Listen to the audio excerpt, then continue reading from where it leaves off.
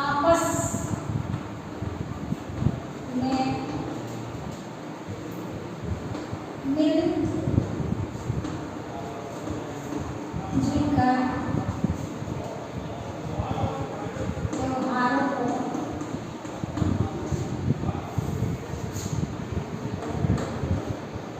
मनाते हैं।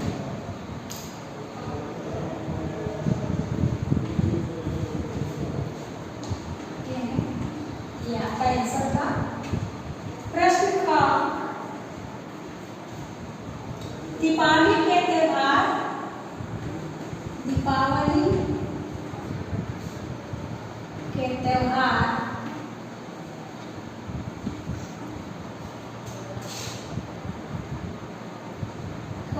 का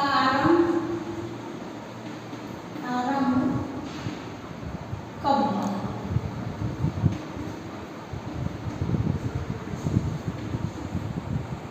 उत्तर आपका होगा, ठीक है।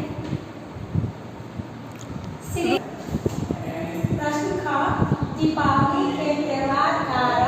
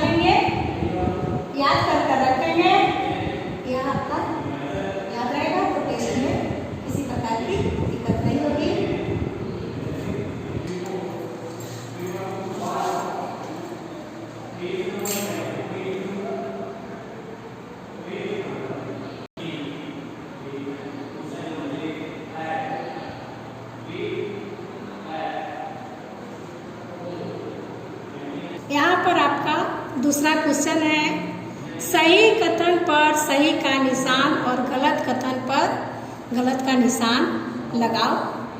क में है, दशहरा को विजयदशमी भी कहा जाता है। सही है कि गलत है? तो ये आपका सही है। ईद ईसाइयों का पवित्र त्यौहार है। तो ईद ईसाइयों का पवित्र त्यौहार है, क्या है? सही है कि गलत? तो ये ईसाई का पर्व नहीं है, ये गलत है। ग क्वेश्चन, गुरु पर्व पर क्रिसमस ट्री सजाए जाते हैं। गुरु पर्व पर क्रिसमस ट्री सजाया जाते हैं, ये सही है कि गलत है? तो ये गलत है। त्योहार प्रेम और भाईचारे की भावना बढ़ाते हैं, तो ये आपका सही है, इसलिए सही का निशान लगाएं।